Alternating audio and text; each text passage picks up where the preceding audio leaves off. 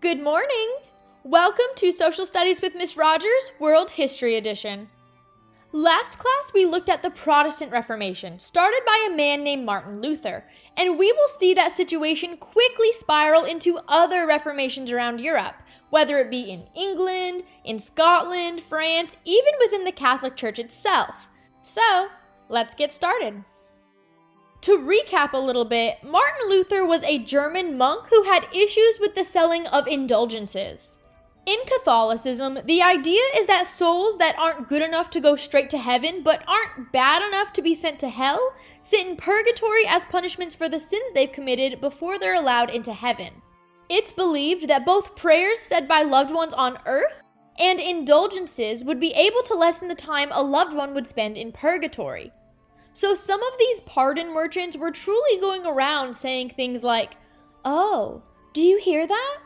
It sounds like your loved one is suffering in purgatory. Maybe you should buy some indulgences to help them with that."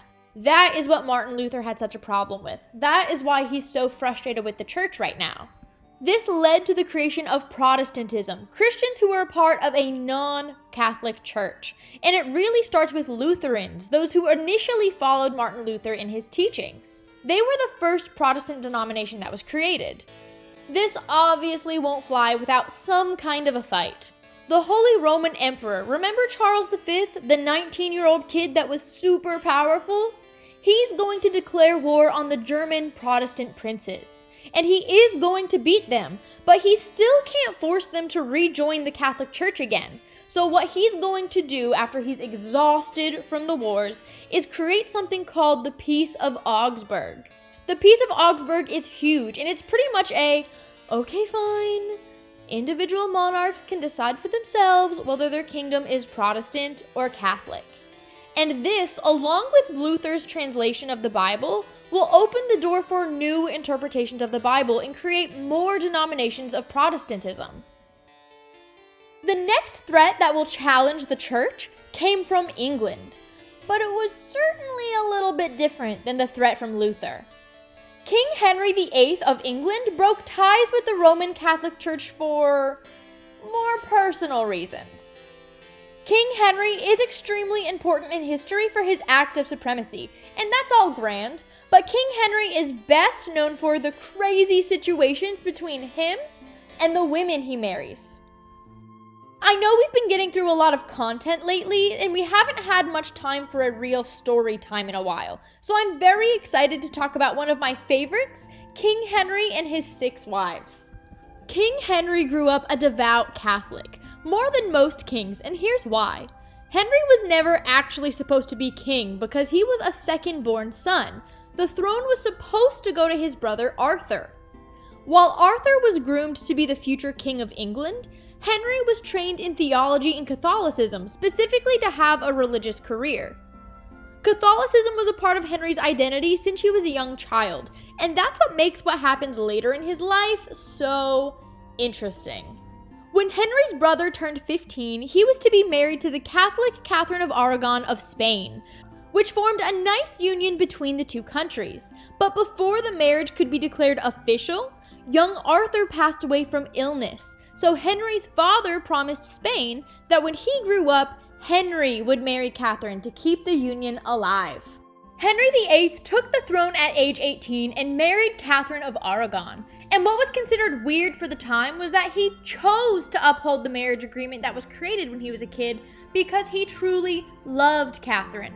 He married for love and not just duty, and that was not common at the time.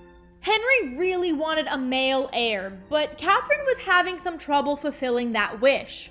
Most of the babies she had didn't survive, and the one surviving infant was a girl named Mary. Fun fact, I'm sure you've all heard of Bloody Mary before, right? This is her. This baby will become what you know as the shows up in your mirror at 3 a.m. because you repeated her name so many times, Bloody Mary. And this is a part of the story of why she becomes such an angry and violent person. Henry was growing angry with Catherine because she was not providing him with the male heir he wanted. And as his frustrations grew larger, his eyes started wandering, until they landed on a woman named Anne Boleyn. King Henry had many mistresses, but what made Anne so unique is that she not only wanted more, but demanded more. She wanted to be queen, and she convinced Henry that he had to get rid of Catherine for them to be together. Henry formally requested a divorce from the Pope, saying, "Look, in the Bible, it says marrying your brother's widow is a sin that will lead to childlessness, so you shouldn't have let me marry this lady anyways. This is really your fault that I can't get a son. I expect you to fix this by granting me my divorce. Okay, thanks." The Pope said, friend, first of all, your brother and Catherine's marriage was never consummated, so since the marriage was never official, she isn't your brother's widow. Also, don't you have a child? So how does that even make sense? It just isn't a son. Catherine's nephew is literally the Holy Roman Emperor. We cannot make him mad, so you need to calm down with this. Anne went to King Henry and said, "Hey you, so there's this new thing called Protestantism? Yeah, my family's all about it, but when you participate, you don't have to ask the Pope for anything. Like, he can't boss you around anymore. And why should he? You're the king, so why should you have to answer to anyone inferior?" And the Pope said, "Whoa, Henry, whoa, you better slow down, friend. You don't want to get excommunicated." And just like Luther, Henry said, "Do your worst." Which is funny, because when Luther did it, Henry wrote him a very strongly worded letter about how wrong he thought it was. Most likely influenced by Protestant Anne Boleyn, King Henry addressed the people of England explaining to them that the Pope was trying to control their king and would no longer have a place in England due to their treacherous actions. He declared the Act of Supremacy, that he and he alone was the supreme head of the Church of England, and this was a really big deal. He granted his own divorce from Catherine, and she spent the rest of her years in exile, pretty much was shipped off to a faraway castle just to grow old and eventually die. And Mary was cast aside as well. Henry didn't kill them because, he did love them, they're his family.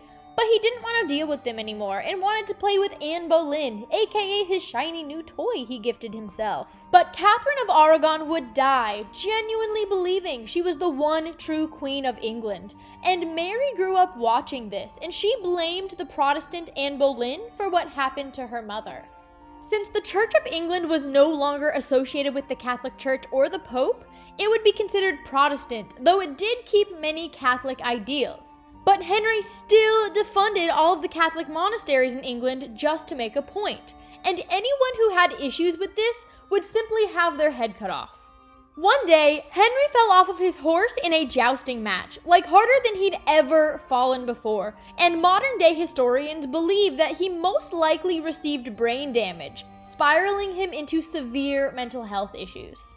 After being married for only 3 years, Henry started to become frustrated with Anne Boleyn. She'd been pregnant 4 times and only 1 child survived. Another girl? This girl's name was Elizabeth. Yes, this would be Elizabeth I, the one we talked about during the Renaissance in the Elizabethan age. This caused Henry's eyes to, once again, wander. And then, some Catholic nobles who did not like the Protestant direction of the kingdom showed off their beautiful Catholic daughter, Jane Seymour. And all of a sudden, there are rumors that Anne Boleyn flirts with all of the officials and maybe even had a romantic relationship with her brother?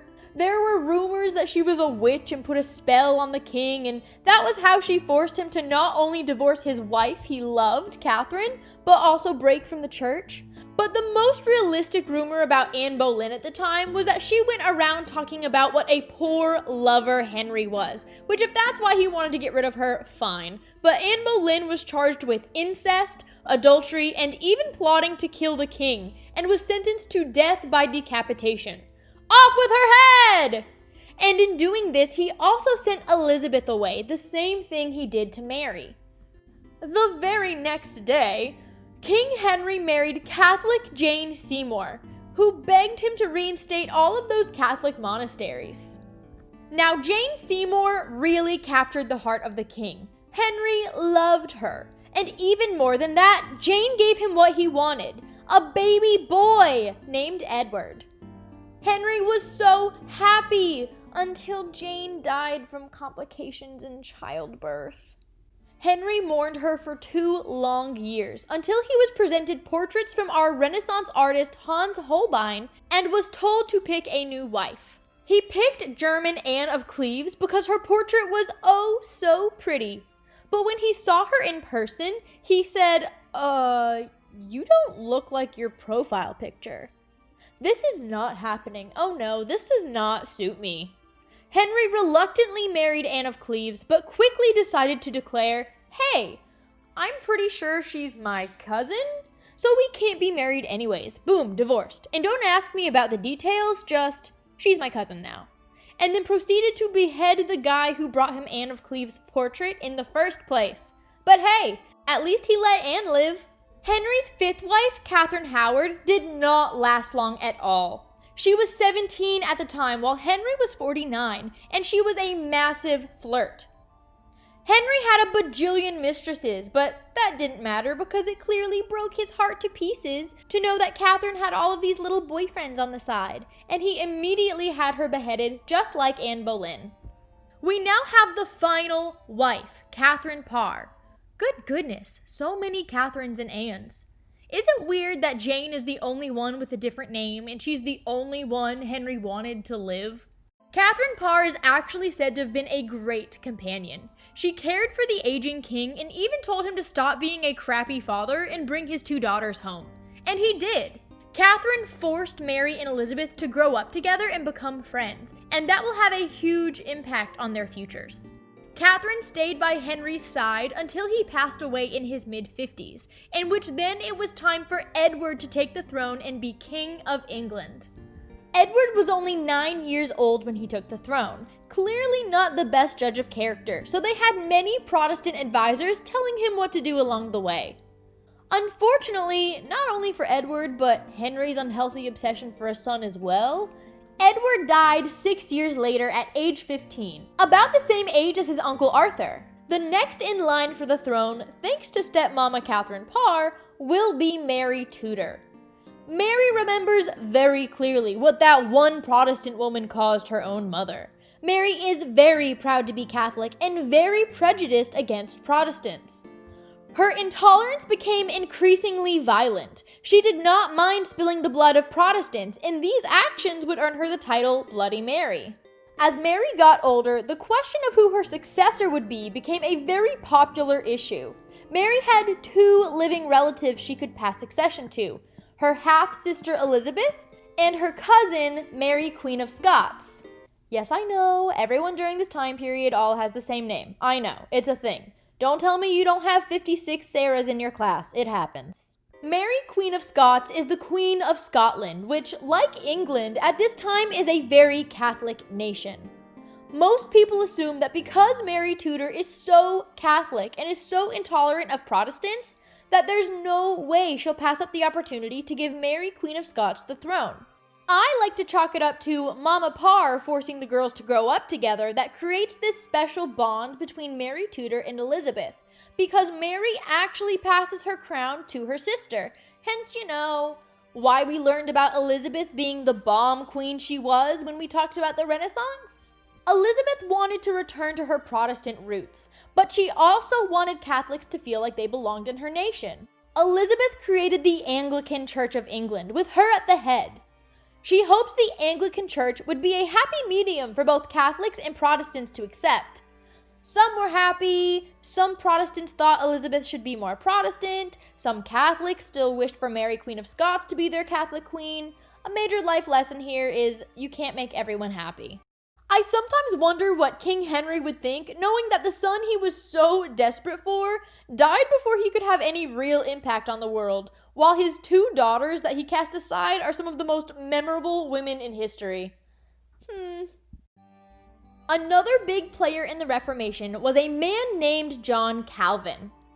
Calvin was influenced by Christian humanists such as Desiderius Erasmus, and was also a big supporter of Martin Luther. Calvin preached the idea of predestination. In this concept, it's believed that God already picks whether your soul will go to heaven or hell before you're even born. So no actions, whether they be good or bad, will influence the decision because it's already predetermined. Calvinists preached very strict ideals, such as no dancing, no singing, no jewelry, church is mandatory. The idea is to make the world as ideal of a place for the chosen elect as possible, those chosen to go to heaven. Calvin thought the best kind of government was a theocracy, a government run by religious leaders. And in 1541, the Geneva city in Switzerland asked Calvin to run theirs. There were no bright clothes, no card games, and anyone who spoke out against this system would be burned at the stake. One admirer of Calvin's teachings was a man named John Knox of Scotland. Knox and his followers hatched a plan to depose Mary, Queen of Scots, in favor of her infant son James, and declared Calvinism the official religion of Scotland. Followers of Knox would be known as Presbyterians. Calvinism spread to other nations as well, such as France, where followers of Calvinism were called Huguenots. Another new reform I do want to mention are the Anabaptists, more specifically because I love learning about the Amish. The idea of Anabaptists are pretty simple. They believe that baptism should be a choice, and just baptizing a child isn't having them make the choice to be a Christian. To Anabaptists, the true Christian church was a voluntary community of adult believers who'd undergone spiritual rebirth and then been baptized. The belief in adult baptism is different from Catholics and Protestants, who baptize infants. And if there's one thing Catholics and Protestants can agree on, it's that they hate Anabaptists. Some of the reasons for this, other than the idea of adult baptism, was the Anabaptist idea of equality in the separation of church and state. Anabaptists were seen as radicals, and both Protestants and Catholics were not on board with their ideas. However, even with both sides of the European coin persecuting them, Anabaptists survived and became the forerunners of both Mennonites and Amish people. The Roman Catholic Church saw all of this happening around them, and instead of just snubbing their nose at it, they really took the time to reflect and respond. And that is where we have the Catholic Reformation, or the Counter-Reformation as it's sometimes called. Pope Paul III truly understood that the Catholic Church needed to fix some internal struggles. The Pope decided to sit down and go over some really important ideas about Catholicism at the Council of Trent. For starters, he said that indulgences were an okay sign of faith, but they had to be done right. No more of this overly manipulative crap that some pardon merchants were pulling. He also wanted to solidify the idea that in the Catholic Church, faith alone would not get you to heaven. Doing good deeds was also necessary. Something really impressive that the Pope decided was super important was the idea of religious education. He wanted to make sure that people actually understood what they were preaching, so that if, let's say, a Protestant came by and challenged someone's Catholic beliefs, the Catholic individual should be able to understand why they were defending their faith and not just repeating lines they heard at church. This idea would lead to the creation of the Jesuits. A Spanish nobleman, Ignatius of Loyola, was injured in war and had a long recovery. And during his long recovery of just sitting there and recovering, he thought about his faith. During all of his free time, he created a guidebook of pretty much a day-to-day guide on how to be a good Catholic, and it became very popular. Pope Paul III was impressed and declared Ignatius's followers a religious society called the Society of Jesus, or Jesuits. To be taken seriously and to represent the church well, Jesuits were required to have several years of training and incredible discipline, and this was to counter the previous corruption that was found in the church. The Jesuits was a big way for the church to do better. Ideas like these strengthened the loyalty remaining Catholics had to the church. The church had become more stable than it had been in an incredibly long time. The Reformation had an incredible impact on Europe as a whole. Through all of the impacts of the Reformation, such as the flourishing of new churches, the unification of the Roman Catholic Church, and the cultural divide of Europe, the Reformation set the stage for the modern world. And these are not nearly all of the impacts of the Reformation, because this event was truly monumental. We have a whole time period so focused on Europe and what's going on within Europe that the idea of, hey, I want to spread my type of Christianity faster than yours is going to reopen the doors to the rest of the world. For example, the Jesuits opened schools and promoted education and even went into the world beyond Europe to convert non-Christians to Catholicism, which is a nice way to lead into our next unit, which is the Age of Exploration.